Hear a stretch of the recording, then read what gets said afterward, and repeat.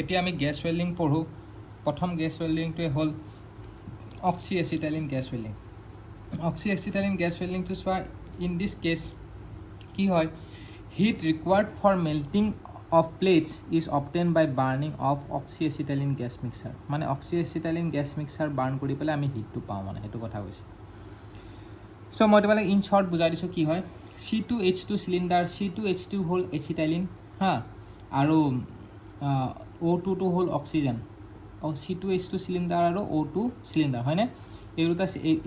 এই সিলিন্ডাৰটোৰ পৰা C2H2 গৈছে মানে এচিটাইলিন গৈছে এই সিলিন্ডাৰটোৰ পৰা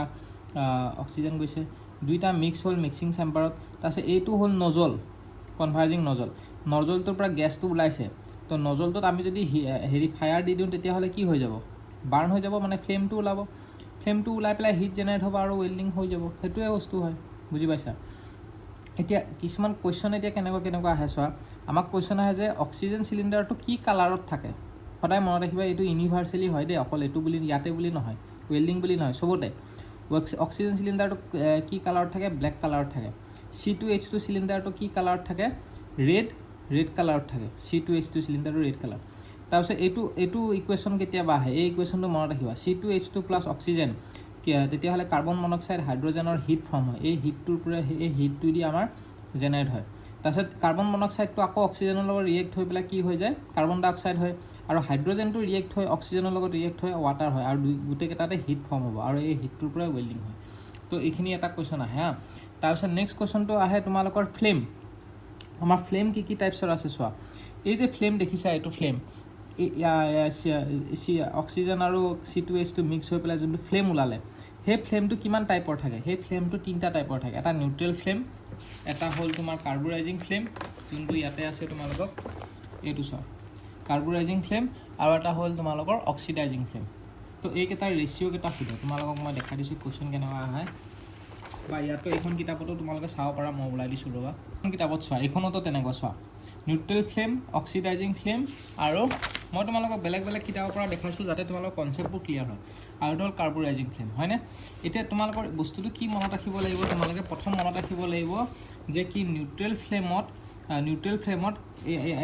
এইখন ইয়াৰ পৰা চোৱা নিউট্ৰেল ফ্লেমত কি হয় নিউট্ৰেল ফ্লেমত তোমাৰ অক্সিজেন ডিভাইড বাই কাৰ্বন ডাই অক্সাইড ৰেচিঅ'টো 1 হয় নিউট্ৰেল ফ্লেমত সেইকাৰণে নিউট্ৰেল বুলি কৈছে অক্সিজেনৰ C2H2 সৰি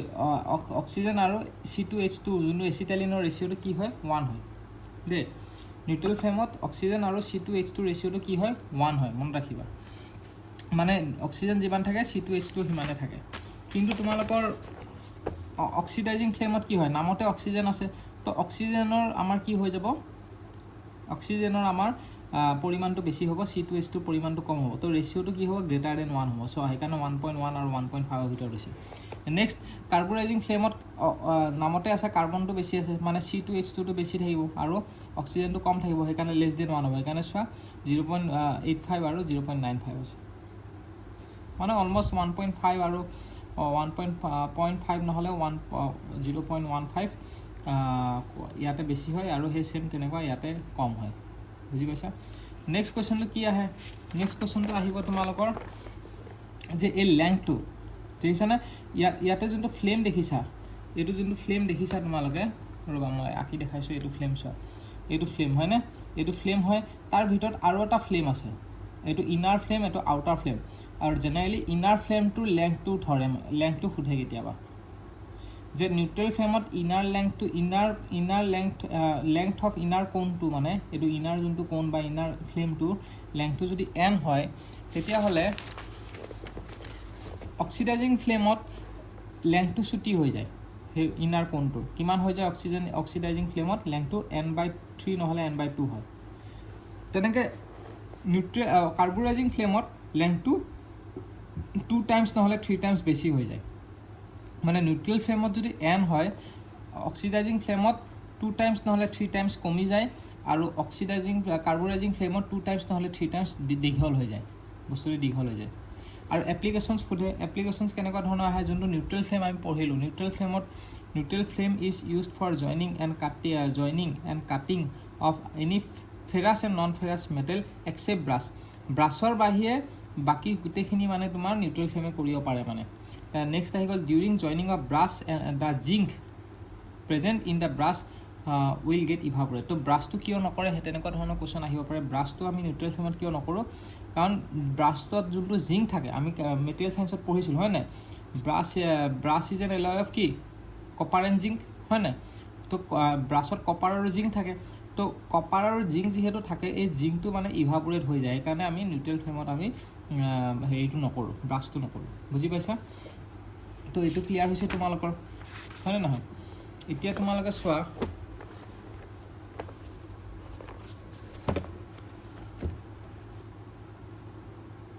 এইখিনি ক্লিয়াৰ হৈ গ'ল ন এতিয়া তোমালোকে চাব লাগে নিউট্ৰেল কাৰ্বনাইজিং ফ্লেম হৈ গ'ল অক্সিজেনিং ফ্লেম হৈ গ'ল আৰু এইটো হৈ গ'ল নিউট্ৰেল ফ্লেম হৈ গ'ল এতিয়া তোমালোকে কি চাব লাগে এতিয়া তোমালোকে চাব লাগে এই টেম্পাৰেচাৰটো ইনাৰ কোৰ টেম্পাৰেচাৰটো কিমান হয় এই টেম্পাৰেচাৰটো ইয়াতে চাব নালাগে টেম্পাৰেচাৰটো ইয়াতে বেছি ভাল কেতিয়া আছে এইখনত চোৱা টেম্পাৰেচাৰ নিউট্ৰেল ফ্লেমৰ যোনটো ইনাৰ কোন টেম্পাৰেচাৰটো 31 হয় 3100 ডিগ্ৰী চেণ্টিগ্ৰেড হয় ঠিক আছে অক্সিডাইজিঙত +200 কৰি দিবা মানে অক্সিডাইজিং ফ্লেমত কিমান হয় +200 কৰি দিলে 33 হৈ যাব নিউট্ৰেল ফ্লেমৰ লগত +200 কৰি দিবা সেইকাৰণে হৈ গ'ল 3300 ডিগ্ৰী চেণ্টিগ্ৰেড ইনাৰ কোনটো আৰু কাৰ্বনাইজিঙত -200 কৰি দিবা নিউট্ৰেল ফ্লেমত 31 আছিলে তো তাৰ পৰা -200 কৰি দিলে 2900 ডিগ্ৰী চেণ্টিগ্ৰেড তো মনত ৰাখিবা নিউট্ৰেল ফ্লেমত যদি 31 হয় অক্সিডাইজিং ফ্লেমত মানে কি অক্সিজেন বেছিকৈ আছে চ' টেম্পাৰেচাৰো বাঢ়িব টেম্পাৰেচাৰটো বাঢ়িলে আমাৰ লেংথটো সৰু হৈ যায় মানে ইনাৰ কোন লেংথটো সৰু হৈ যায় আৰু ইয়াতে টেম্পাৰেচাৰ কমিব তো এই ইনাৰ কোন লেংথটো বাঢ়ি যাব মানে সেইটোৱে বুজি পাইছা তো সেইটোৱে মনত ৰাখিবা ইয়াতে নিউট্ৰেল ফ্লেমত যদি 3100 যদি হয় অক্সিডাইজিং ফ্লেমত 33 হ'ব আৰু কাৰ্বনাইজিং ফ্লেমত 29 হৈ যাব হ'ব নেক্সট আমাৰ কি আছে চোৱা এইখিনি হৈ গ'ল ৰেজিষ্টেন্স ৱেল্ডিংটো পিছত চাম আগতে এইখিনি চাই লোৱা আমাৰ নেক্সট আছে তোমালোকৰ নিউট্ৰেল ফ্লেম হৈ গ'ল আমাৰ এতিয়া নেক্সট চব নালাগে মই যোনখিনি ইম্পৰ্টেণ্ট MCQৰ কাৰণে সেইখিনিহে পঢ়াইছোঁ তোমালোকক আৰু গেটৰ কাৰণে যোনখিনি ইম্পৰ্টেণ্ট সেইখিনিহে পঢ়াইছোঁ নেক্সট আহি গ'ল তোমালোকৰ filler rod used in gas welding filler rod used in gas welding মানে তোমালোকক এটা ডায়েগ্ৰাম দেখাব লাগিব তেতিয়াহে বুজি পাবা চাগে এইখনত তোমালোকৰ ডায়েগ্ৰামটো নাই ফিলাৰ ৰড কেনেকৈ ইউজ কৰে তোমালোকে জানিব লাগিব আৰু বাইক মই ওলাই লৈছোঁ এইখন ডায়েগ্ৰামে চাই লোৱা আৰু দেই মই ওলাই লওঁ এইটো ডায়েগ্ৰামে চোৱা তোমালোকে তো এইটোতো তোমালোকৰ কি হয় ব্ৰেজিং নহ'লে সোল্ডাৰিঙৰ ডায়েগ্ৰামটো হয় এই আৰু এই কিন্তু তথাপিও মই তোমালোকক গেছ ৱেল্ডিঙতো কেনেকুৱা হয় তোমালোকে মই বুজাই আছোঁ চাই লোৱা তো বস্তুটো কি হয় ব্ৰেজিং আৰু সোল্ডাৰিঙত কি হয় তোমালোকৰ এইটো একচুৱেলি টৰ্চ ব্ৰেজিং হয় দেই টৰ্চ ব্ৰেজিং তো কি হয় ডিফাৰেঞ্চটো কি হয় চোৱা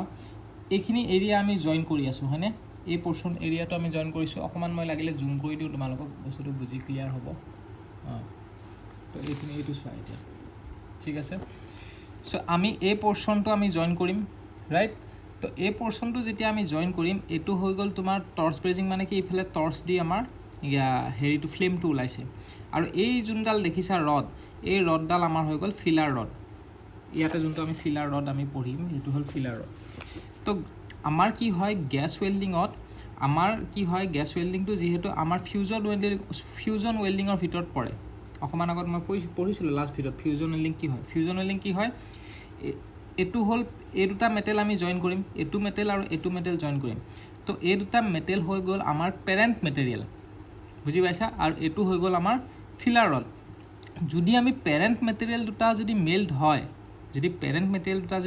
হয় তেতিয়াহ'লে সেইটো ফিউজন ৱেল্ডিং আৰু গেছ ৱেল্ডিংটো ফিউজন ৱেল্ডিঙত পৰে ৰাইট চ' আমাৰ কি হৈছে গেছ ৱেল্ডিঙৰ ক্ষেত্ৰত আমি এই টৰ্চ যোনটো দিছোঁ সেই টৰ্চৰ পৰা যোনটো আমাৰ ফ্লেম ওলাইছে সেই ফ্লেমটোৱে আমাৰ এই পেৰেণ্ট মেটেৰিয়েলটো মেল্ট কৰিব তাৰ লগতে যে এই ফিলাৰ মেটেৰিয়েলটো দিছোঁ এই ফিলাৰ মেটেৰিয়েলটোও মেল্ট হৈ পেলাই গোটেইখিনি মিক্স হৈ পেলাই জইনিংটো ক্ৰিয়েট কৰিব মানে সেইটো হৈ গ'ল তোমালোকৰ গেছ ৱেল্ডিঙত ব্ৰেজিং নহ'লে সোল্ডাৰিঙত কি হয় আমাৰ এই পেৰেণ্ট মেটেৰিয়েল দুটা মেল্ট নহয় এই ফিলাৰ ৰডডালহে মেল্ট হ'ব ফিলাৰ ৰড বা ফিলাৰ মেটেৰিয়েলডালহে মেল্ট হৈ পেলাই জইন কৰিব তো সেইটো হৈ গ'ল ব্ৰেজিং নহ'লে সোল্ডাৰিং বুজি পাইছা এতিয়া তো ডিফাৰেঞ্চটো সেইটোৱে যে পেৰেণ্ট মেটেৰিয়েল দুটা মেল্ট হ'ব গেছ ৱেল্ডিঙৰ ক্ষেত্ৰত আৰু লগতে ফিলাৰ ৰডডালো মেল্ট হ'ব তেতিয়াহ'লে এইটো আমাৰ হৈ গ'ল গেছ ৱেল্ডিং আৰু হেৰি ৱেল্ড আৰু এইটো ৱেল্ডিঙৰ ক্ষেত্ৰত কি হ'ব তোমালোক কি ক'ম বুলি ভাবিছিলোঁ এইটো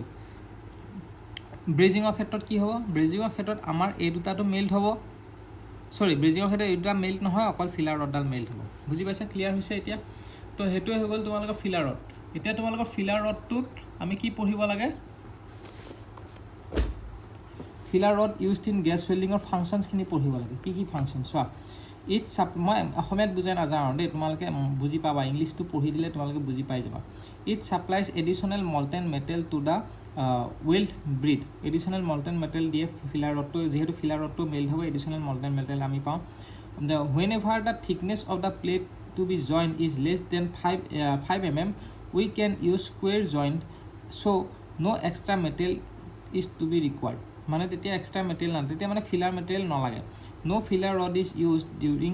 gas welding of plate of thickness 5 less than 5 mm যদি প্লেটৰ যদি থিকনেছটো 5 mmতকৈ যদি কম হয় তেতিয়া ফিলাৰ ৰড আমাক নালাগে প্লেটৰ থিকনেছটো যদি 5 mmতকৈ বেছি হয় তেতিয়াহ'লে আমাক তেতিয়া আমি স্কুৱেৰ জইণ্ট নকৰোঁ সেইটো যেনেকৈ দিছে স্কুৱেৰ জইণ্ট 5 mmতকৈ কম হ'লে স্কুৱেৰ জইণ্ট কৰিব লাগে এইটো স্কুৱেৰ জইণ্ট দেখিছানে আৰু ফিলাৰ ৰড ইউজ নকৰোঁ যদি থিকনেছটো 5 mmতকৈ বেছি হয় তেতিয়াহ'লে ভি জইণ্ট নহ'লে জে জইণ্ট কৰিম আৰু নহ'লে ইউ জইণ্ট কৰিম আৰু তাতে আমি ফিলাৰ ৰডটো ইউজ কৰোঁ এটা ফিলাৰ ৰডৰ প্ৰপাৰ্টিটো কি হয় the density of the filler rod must be nearly equal to the density of the parent material দুইটাৰে পেৰেণ্ট মেটেৰিয়েল আৰু ফিলাৰ ৰডৰ ডেনচিটিটো ছেম হ'ব লাগিব melting point of the melting temperature of filler rod material must be less than melting point of parent material মানে melting point of filler ৰডটো কম হ'ব লাগিব পেৰেণ্ট মেটেৰিয়েলতকৈ মানে ফিলাৰ ৰডটো সোনকালে মেল্ট হ'ব পেৰেণ্ট মেটেৰিয়েলটো অলপ পিছত মেল্ট হ'ব তো কমনলি ফিলাৰ ৰড কি ইউজ হয় low' carbon steel medium carbon steel আৰু ব্ৰাছ হ'ব সেইকেইটা ইউজ হয় নেক্সট চোৱা তোমালোকে এতিয়া নেক্সট থাই গ'ল অক্সি এচিটাইলিন গেছ ৱেল্ডিং তো অক্সি এচিটাইলিন গেছ ৱেল্ডিঙৰ ইকুৱেশ্যন যোনটো দেখিছা সেইটো তোমালোকৰ